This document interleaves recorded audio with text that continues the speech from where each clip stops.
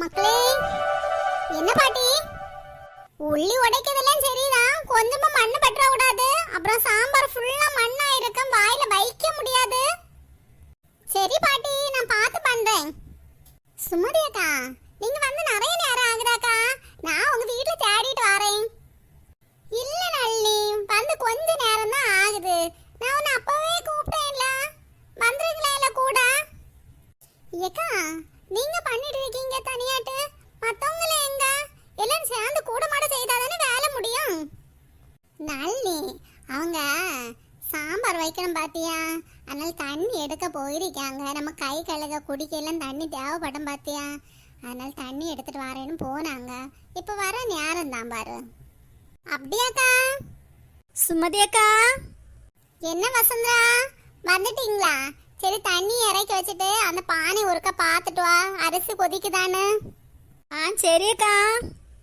ஏ வசந்தா, நீ என்ன பண்ணிட்டு இருக்க? என்ன உனக்கு பார்த்தா தெரியலையா? சோறு கொதிக்குதான்னு பாக்கேன். பார்த்தா எல்லாம் தெரியுது, எதுக்கு நீ சோறு இதை பார்க்கணும்? அவங்கள பார்க்க சொல்ல வேண்டியதானே. தண்ணி எடுத்துட்டு வந்திருக்கேன், என்ன வேலையெல்லாம் செய்துட்டு இருக்கேன் பாரு. இப்போ ஃப்ரெண்டும் இருந்து கதை பேசிட்டு இருக்காங்க, ஒரு வேலை செய்து முடிக்கிறாங்களா? வசந்தரா, சுமதி அக்காவை நல்லியும் பார்த்தியா?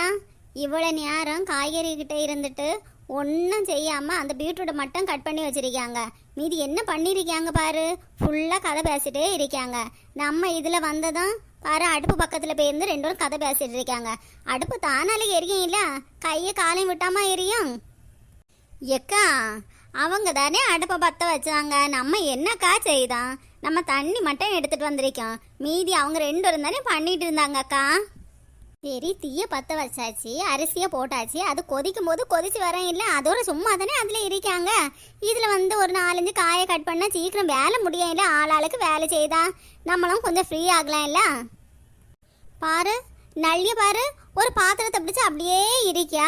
கடைசி என்ன பேர் வரும்? நான் தான் வேலை செய்தேன், மற்றவங்களாம் சும்மா இருந்தேன்னு. இப்படி படம் போடணுமா? என்னக்கா பண்ணக்கு? அவங்களுக்கு வாய் இருக்கு, பிழைப்பாங்க.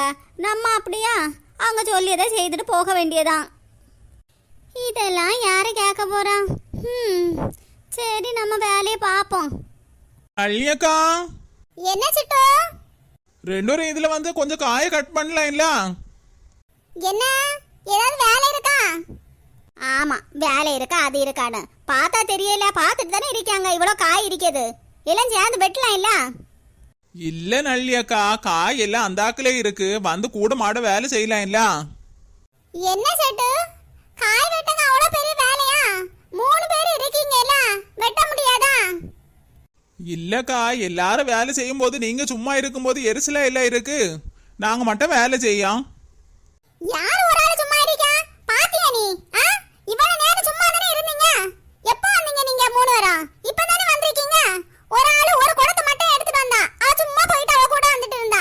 என்ன வேலை செய்றீங்களா? என்ன சிட்டு, நான் சும்மா இருந்தது நீ பாத்தியா? இப்பதான் நீ வந்த, எவ்வளவு தேங்காய் துருவி வச்சிருக்கேன், உள்ளி உடைச்சு வச்சிருக்கேன். ஆமா, யாழ் ஊருக்கு இப்படி அலர்னா போதும்.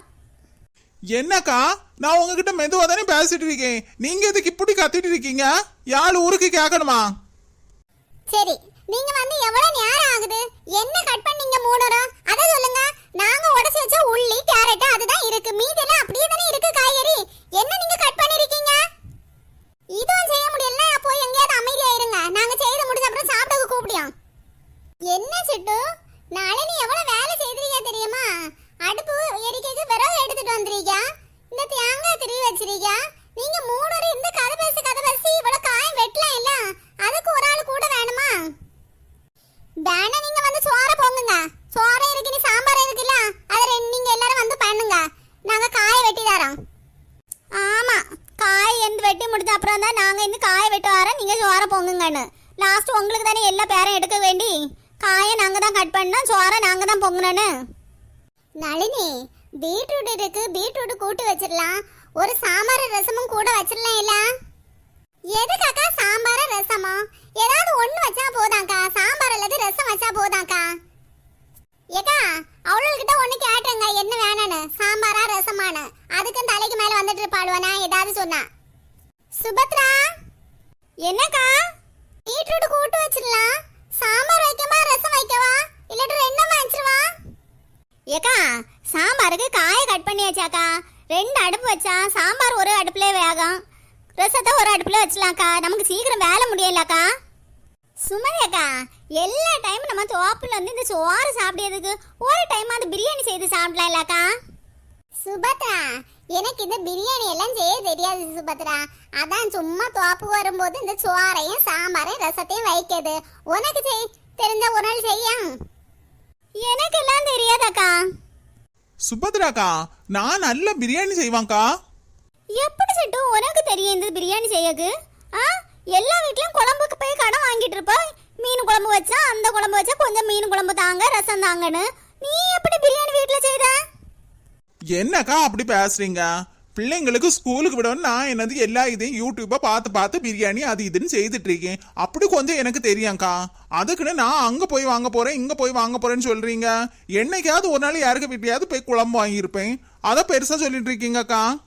சீட்டு, நீ அதெல்லாம் பெருசா நினைக்க, நான் சும்மா சொன்னேன்.